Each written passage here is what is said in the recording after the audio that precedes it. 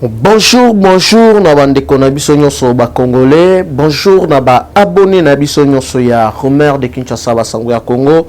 Lelo vraiment ezali esengo mingi ya kokutana na bino mkolo ya lelo pona ko partager na bino actualité politique ya maye nyonso ezali kolikana na mboka na biso RDC. Malgré mon santé ezali kotungisa main. Tozali wana vikeno ezali engagement oyo tozwa à chaque fois pour informer bino à temps réel ya maye nyonso ezali kolekana na mboka na biso RDC. Lelo tokolobela nini mes chers frères? Lelo tokolobela deux points na ordre du jour. Na point na biso ya liboso tokolobela lolenge nini M23 balingaki ba intimider RDC na bénédiction ya Paul Muchopi. Boyokaki dernièrement wa na Rutshuru bakotaki sans permission na localité mibale oyo babandaki ko lukadijar ba revendiquer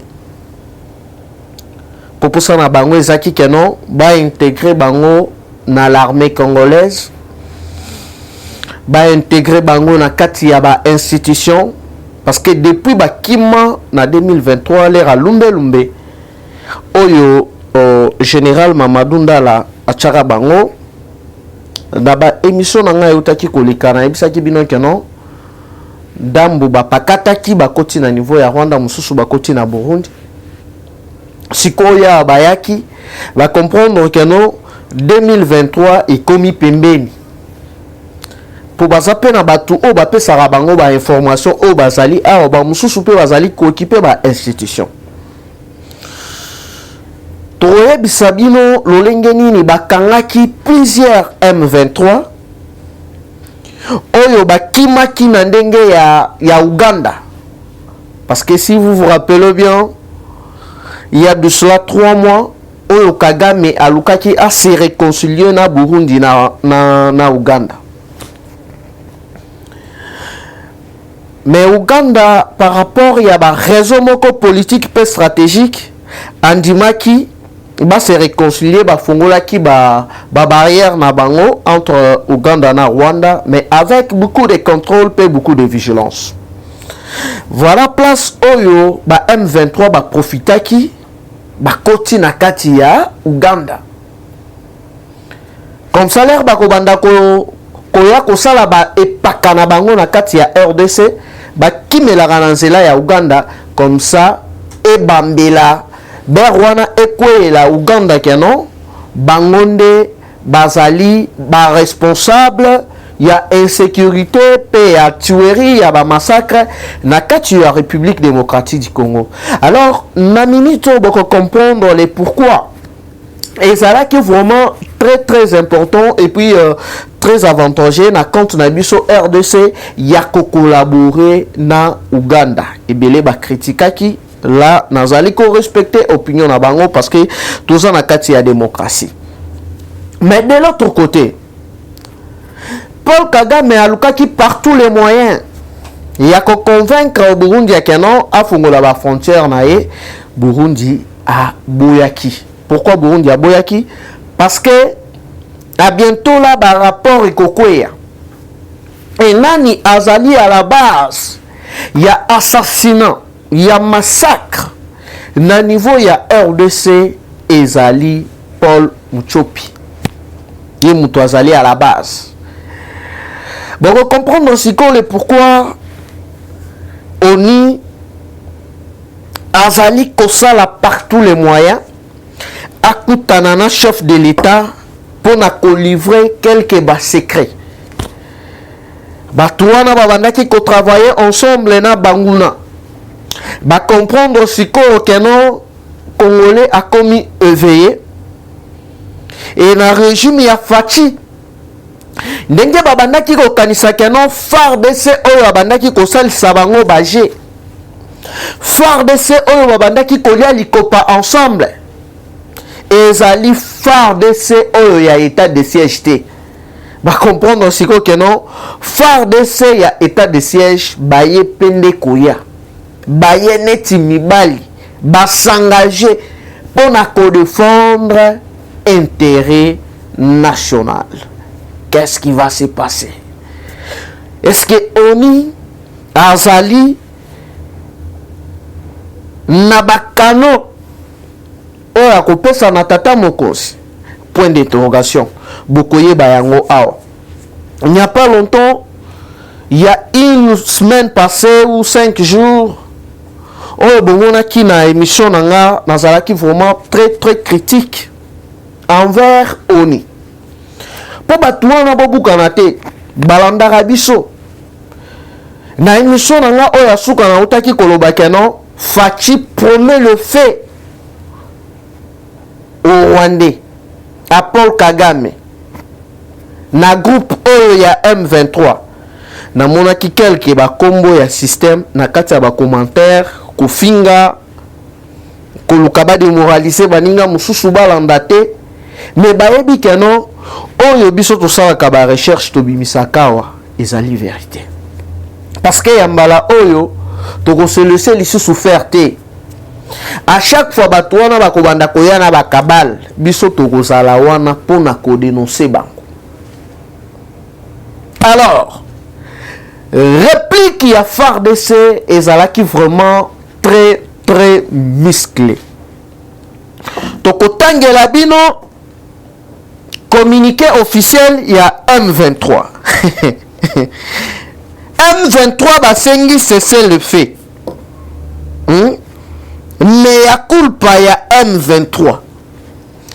Nini yango ezali ko se cacher na communiqué officiel ya M23. M23 ba ceinture nini. Parce que nalobaki yango awa keno il est temps ya ba congolais nyonso tozala uni to sensibiliser to ça la mobilisation ezala ba église catholique protestante, église de réveil, église kimbanguiste, ba musulmans, ba musiciens, jeunesse en général, ba étudiants, biso nyonso to ça la mobilisation pour la paix, pour l'unité na est ya mboka na biso. Parce que réseau ya batumabe kabal oyo ba préparaki ya keno bakota na kati ya RDC baya ko déstabiliser RDC comme ça leur communauté internationale bakomona bongo baloba non awe sengeli to balkaniser RDC kabal ya batuana ezaki bongo mais na sepeli parce que l'air na lança qui appelle wana il y a un éveil patriotique namoni bande konabiso ya catholique na niveau ya est na initiative ya monseigneur na bango kuna asala ki messe ya kosenga bana nyoso ya est ba cede na manipulation te bandi mate ko zombongo pona côté kamboka tozana mboka semoko et puis unité na kimia ezali vraiment très importante. Alors, mes chers frères, nini esali keno mouvement M23 basa la communiqué ya kosenga cesser le fait. Awana na bisa kibino keno facha prometaki bango déjà moto. Namona ki plusieurs noko bandeko ya Paul Muchopi ko komelanga na ba commentaire ko atakenga ko finga nga oteno zolo ba makambo ya lukuta. Menga na zalaka nga kuna te ofinga ochola o critiquer. Moi je m'en tape. Essentiel les ali kenon na faire passer message nanga na bande konabiso ba congolais. Ndenge to ali koloba na bino awa. Numéro 1 ya ba M23. Oyo alaki appuyé pa ya Paul Kagame. Parce que likambuana ya kenon M23 baya to sololana bango basengi bolimbisi ba intégrer bango na kati ya l'armée ba intégrer bango na kati ya ba institution na biso. Paul Kagame ler bakutani na Fachi na niveau ya Jordanie. Asengati lisusu tata mokonzi andi ma proposition wana. Tata mokonzi alobi yambala oyo ekosimba te. Tozali ba victime ya mutema malamu na biso. Combien de batu ba réfugiés oyo biso toyamba? Toyambi bango na cadre ya bon voisinage. Mais lelo batu wana bakomi ko réclamer mabele na biso. Lelo batu wana ba communauté epine moko boye na se ya lokolo ya Congolais. Lelo batu wana bakomi ko tambola na plusieurs pays pour na ko réclamer bazala pe ba indépendant mais na kati ya RDC. Parce que ba comprendre que non pour aso ba pesa ki bango ezali na ba gaz ezawana ezana ba or ezali ezana plusieurs espèces.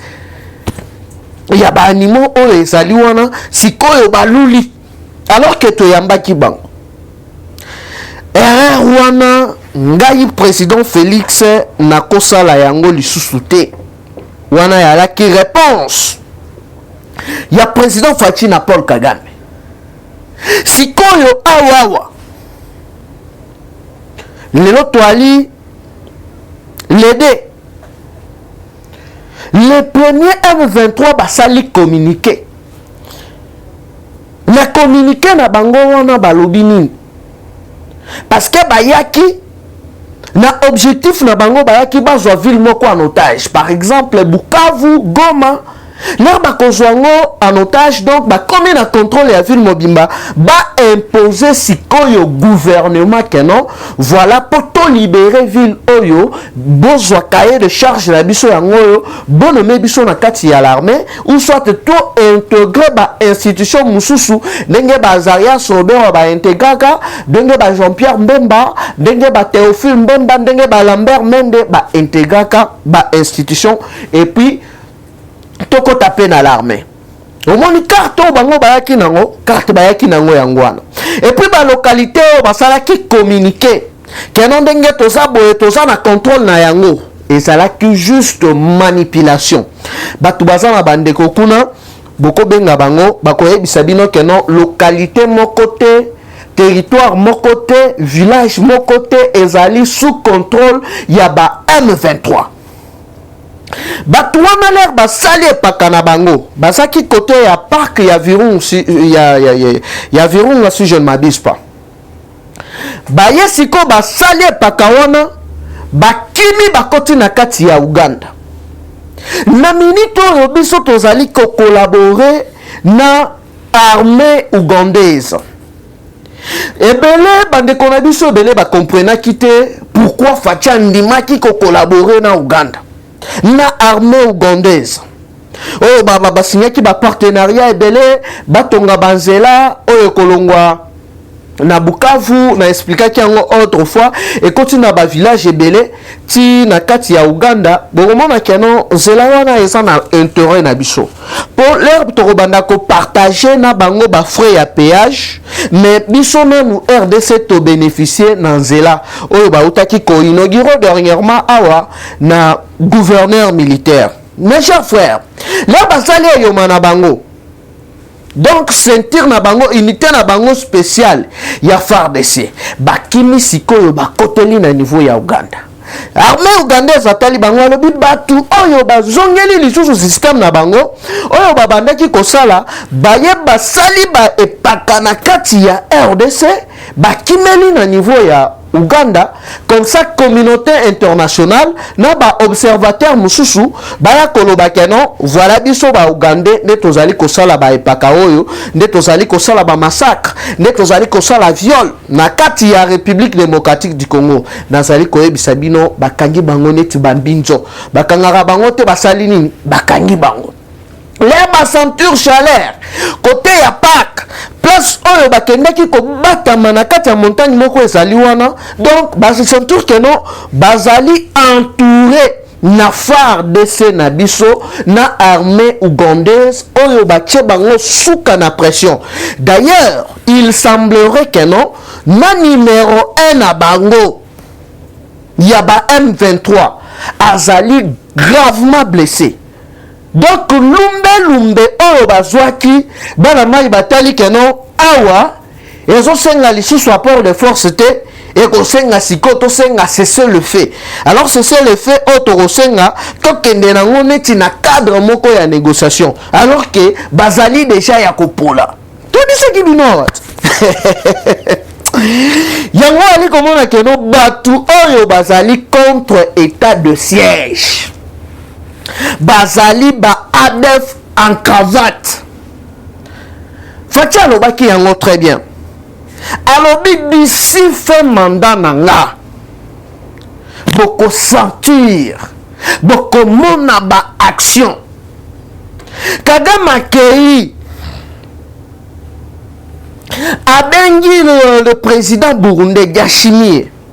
Parce que le président burundais na Yoweri Museveni bautaki koya awa na évaluation et accord cadre ya Addis Abeba. Tout ce monde là va comprendre que non, ça ne sert à rien ya kobanda kobundisa ba voisin na biso parce que un jour pe ko comme na biso. Oh dia to sala ki dans le passé ezali ebele. Mais ba ki ebele ba viol ebele oyo Rwanda sala Rwanda siko akomi koluka que non abandela biso ber. Pour l'économie ya Rwanda eza na baisse. Boyebi kop Kagame omo sala. Kagame akomi osala siko coopération ya ba casque bleu. Dernièrement na bisaki bino que non Kagame akendaki tina niveau ya Mauritanie kuna kokende kolue ndenge nini armée na ye ezali puissante azoluka partout les moyens à bazong sa G5 Sahel. Donc hier sikoyo akoma neti président ya G5 Sahel akomi sikoyo kotambola na plusieurs pays africains pour na kolouer sikoyo performance ya soi-disant armée ougandaise ba intégrer na ba casque bleu ba intégrer na MONUSCO parce que comme ya minéraux ezali ko simba lisusu te. Mes chers frères, après lumbe ya l'armée congolaise na ebisa ki bino ke non Fachi a prometaki batuana dia lumbe ya kosala te. Ebele ba finganga ebele ba benganga ba menasanga babi yo makambo zolo bana eza makambo ya lukuta bon eza makambo ya lukuta siko esoka bino pourquoi mes chers frères vous partagez émission bo tchaba j'aime et ko sala moi bien. Déclaration de cesser le fait du mouvement du 23 mars. Donc déclaration na bango ezali reposer na 3 axes, pardon, na 5 axes. Axe ya liboso. Le mouvement du 23 mars informe l'opinion nationale et internationale ce qui suit. Il reste il reste fidèle à sa ligne politique, qui est celle de règlement pacifique de la crise qui l'oppose au gouvernement de la République démocratique du Congo. 2. La tension militaire observée ces derniers temps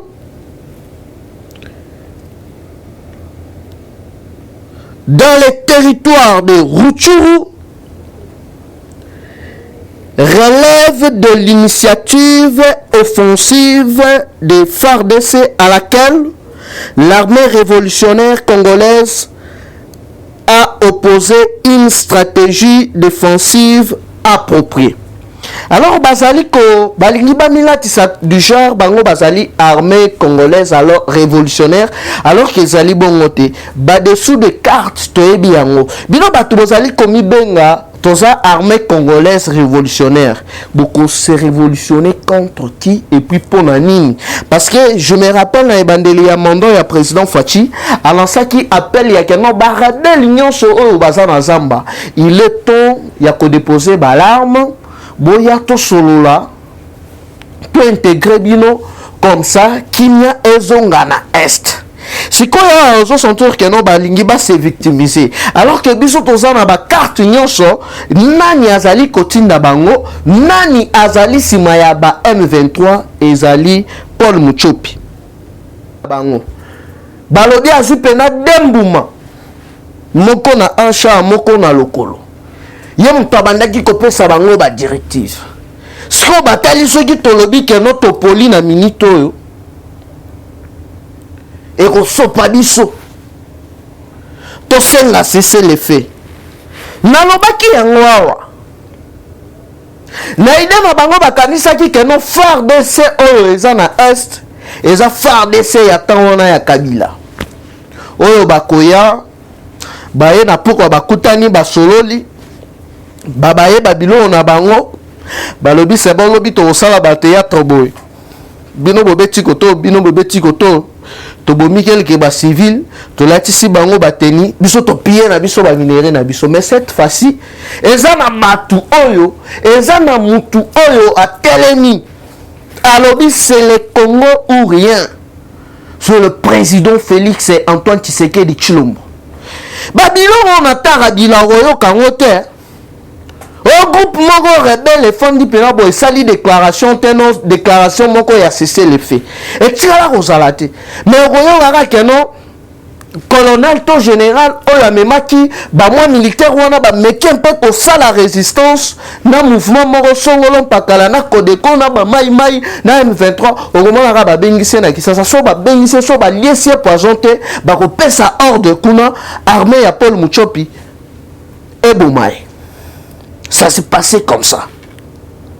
Mais lelo oyo grâce ya président oyo tozali na ye de père et de mère le président Félix lelo zali ko sentir que non ba mouvement rebelle ba komi ko senga c'est ce le fait. C'est pour vous dire que non il y a un pas changement ezali. Alors les voitures azali kosala musala na ye toyebi ke no ba messe noire ezali kosalema tongo midi pourquoi mais na koyebisa bato wana boye parce que à bientôt là bazobanda système ya débauchage na kati ya UDPS na koyebisa bato wana boye Kondo Etienne Tshisekedi wa Mulumba le compte esprit l'air akufaka et belé ba perdaki espoir. Mais nzambe vi ke ayebaki de son plan na ye ayaki kobimisela biso le président Fachi. Parlant na lingina lobanini. À l'époque il y a ba 13 parlementaires. Et belé bazalaka manipuler ba ponaka destin na bango. Mais malgré bakendaka lelo mususu pe bazonga jiga baza pe na kati ya gouvernement oyo président Félix azali président de la République. Carte oyo bolingi bo beta wana boyo bakeno tozali au courant lelo na koloba vraiment na langage moko vraiment ekozala codé. Mais avec le temps, na go fongoma na go panzanteke. Na minute boye bakano bamoni Mese Katumbi. Na niveau ya Kremlin, dans la kati ya Russie. Akei kolukani ni kuna. Akei kuna asenga appui militaire. Na kati ya Russie. Comme ça, il y a créer insécurité. Bah comprendre déjà que non est qu'on a bâti mbeli de abangoje. Place ya hotel Melaisali lisusuté.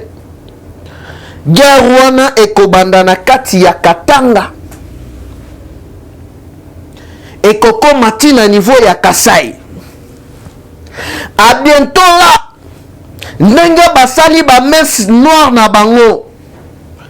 Bakobimisa soi-disant leader oyo akoya sikoyo na discours moko ya ko séparer le Kasai. Et on commence à biso Kasai ya boy, biso Kasai ya boy. Donc ça va manœuvre on va mettre déjà en place. L'air va créer conflit wana na niveau ya Kasai. Conflit wana eko bandande na Katanga. Dernièrement bomoni ba échange entre ba jeunes de brouillard, ba motard na ba autorité de la ville oyo bakangaki ba moto na bango ebele. Nyoso wana eza manœuvre oyo ezali ko se mettre en place. Par là boko comprendre que non. Plusieurs projets oyo chef de l'État a initié au niveau ya Kasai. Ba projet wana ezali ko kende liboso te. Par exemple, le projet Tchilegelou. Et ça a bloqué pendant nini parce que DG na PCA ya SNCC na niveau ya Lubumbashi ba bloqué ki bâtiment. Si koyo boko bloqué bâtiment. Ya misala oyo ya projet oyo ya chef de l'État oyo a initié na niveau ya Kasai. Pour quel intérêt? Na objectif moko na intérêt moko ya koinisa fachi na kati ya Grand Kasai. Chef de l'État a un deuxième projet. Projet ya shit katende. Mais ndenge toali koloba na bino awa. Batindelinga ba image. Ba mabende ba matériel ebele ndenge tozali koloba na bino awa. Ezali na se na niveau ya Lubumbashi nani azali ko freiner numéro 1 ya SNCC oyo azali soi-disant azali ko appuyer chef de l'État mais en réalité azali ko aider mokonzi ya mboka te babiloko wana ezali cloué par terre tito azali koloba na bino awa. Alors nini ezali ko freiner que non biloko wana ekité et ya na niveau ya Kasai pona ko réaliser projet ya chef de l'État. Et ça cabale oyo communauté katongaise oyo basali assoiffé à pouvoir, ils étaient déjà là au contrôle. Là je parle de Katumbi, je parle de quelques ministres hypocrites et quelques proches, il y a chef de l'État oyo basali na kati ya gouvernement mais ba participer à la messe noire wana parce qu'ils ont compris que non. Plusieurs contrats oyo basignaki na ba chinois à l'époque na bango ezali annulé mayu ya nyonso babandaki kosala ezali susu ndenge wana te ebele baza wana baza ba hypocrite. J'espère que avec le temps na robanda ko bimisa bino na mpasa basima ya projet Tchilegelou bloqué na Lubumbashi et na ebité batu wana bazali kopesa chef de l'État rapport nini je ne sais pas. Parce que depuis que Facha Zaki na Kasai, depuis décembre, Tissikoy, vraiment en réalité, tout est bloqué. Na niveau Yachit Katende, tout est bloqué. Mais alors que, ba matériel ezali wana na Lubumbashi, basaki ya basima, barre de fer ezali na Lubumbashi, plusieurs wagons ezawana ezali bloqué. 2G ya SNCC, ozana kati ya UDPS, ozana kati ya Union Sacrée. Nini ezali kosala kenon biloko wana ezala bloqué. Le directeur de cabinet, vous êtes au courant. Grec a komela yo. 2G ya OVD ba komela kiyo. Mais jusque là, aucune réponse. Nalobi yango bien. Nazali na ba information ebele. Sikoyo bameki kokamata. Balingi ba fabriquer quelques baludeurs na niveau ya Kasai. Oyo bakosala nanu débauchage. Comme ça, l'air la débauchage, bako créer conflit moko entre les Kassaïens 2, les Kassaïens 2, division et quota. Bana kabal na bango. Comme ça, plusieurs baïna fachi. Bakot sana nou guerre moko rozala vraiment ethno-tribal. Et puis, baluka appui o bako sala rébellion. pour récupérer pouvoir dans Makassi. Parce que partout où il baleki, ici bango que candidat na biso en 2023 ezali président Félix Antoine Tshisekedi Tshilombo. Yango na koloba na ba collègue na ngai boy. À l'époque biso l'air tozaka na opposition. Na numéro 1 na biso les sphinx de l'humanité. Leader maximum. Aka mutu moko boye ya combat ya non violence. Ba proposa ye maintes fois Minduki aboya. Mais lelo batu oyo tozana bango le soi-disant opposant. Bokanisa te que non bazana même idéologie que Kondo Tshisekedi wa Mulumba. Bango bazali prêt ya kosimba Minduki. Pona ko déstabiliser RDC. Pona ko balkaniser RDC. Alors tous à la vigilance. Oyo ezali temps ya kosede na manipulation te. L'air est grave. Nazali koyebisa bino avant 2023. Boko yoka pena division ndenge kozala. Na niveau ya Kasai, na niveau ya Katanga, awa nali commencer message na ba sali na nzambe nyonso ba pasteur nyonso pona kosambela et puis pona koteya na oyo babengi unité nationale. Ezala ba musicien, ezala ba comédien, ezala biso ba tozali kosala éveil patriotique toteya bolingo.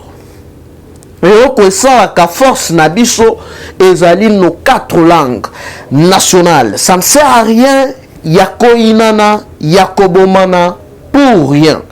Voilà auto zalaki na yango na mukolo ya lelo pona ko partager na bino na pona nga ya liboso na lobby FARDC na biso balakisi vraiment que non baza FARDC eloko ya makasi ensemble en collaboration na armée ougandaise no FARDC babengani vraiment ba déloger ba M23 oyo balingaki baya na kabali ya kokamata ville moko en otage comme ça ba imposer gouvernement central ba intégrer bango na kati ya l'armée ba intégrer bango na kati ya ba institution mais ça n'a pas marché parce que numéro 1 ya M23 azoki mbuma na nzoto na minito ba sali communiquer oyo basengi vraiment cesser les faits ou soit dit ça bazali ouvert na dialogue alors na minito biso toko dialoguer na ba assassin te toko échanger na ba assassin te ndenge bango balukaki yango bakosilisa yango et puis pour mususu tolobaki bien que non MONUSCO a sali rapport na ye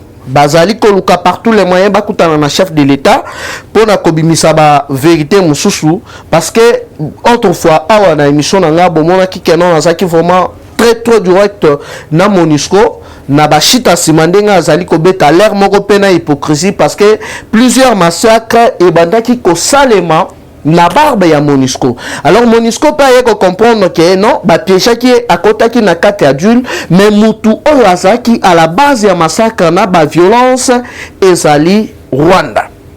Alors, vu que Batouana va mettre qui en place la stratégie est belée, il y a qu'à fragiliser nous. Bah centre il y a ba formation militaire, il y a ba élite nabiso il y a RDC, il y a infiltré armée nabiso, fatia kendaki bangona nous malembe mais j'espère que à bientôt là, miscle comme Kobima. Parce que dans la prochaine émission, on a web Sabino ba dessous des cartes, il y a visite, il y a ancien acteur Jean-Claude Van Damme, on a visité plusieurs camps militaires, n'a pas déployé à armes, à Koutana qui n'a plusieurs officiers dessous des cartes Gozalanini, Tokota Sabino. Donc c'est pour vous dire que non, FARDC Nabiso, Balongi et Tumba, parce que M23, Basengi c'est le fait. Na deuxième point, na Ebisibino que non, Katumbi Bamoni na kati ya Kremlin. Place nini a commis ko solliciter, bapesa ye Manduki. Aya ko imposer guerre na kati ya Katanga pe na kati ya Kasai. Débauchage de salemi déjà. À bientôt là ba ko fabriquer les sous leader mususu ndenge basalaka Madidi na niveau ya Kasai avec objectif moko ya kokabola bana ya Kasai nyonso. Eko koma o batu ya boy nyonso wana division ekotana nous polaire bakoya na guerre na bango bare sur kabal na bango. Alors tozali ko alerter, tozali ko lancer déjà message ya unité, message ya ekenge place nyonso komona bato bazali kokota na ba réunion moko ya mabe zala mayele alerter. Et puis mais pour na kosukisa message na kopesa na mes frères, mes collègues auto sala kana bango musala o depuis opposition, ça ne sert à rien ya to banda kobendana entre nous. Na minute tozan ata ya distraction te. Tozan ata ya unité te. Soki biso to komi divisé, munguna ko profiter a repenser biso tout bien. Tozala uni pour défendre notre pouvoir, pour conserver notre pouvoir, ndenge tolobaka yango tim kolonzamba kozonga. Ezaki wabino mwana koli, ngai na bino nakutani basima. Bye bye et dans les prochaines.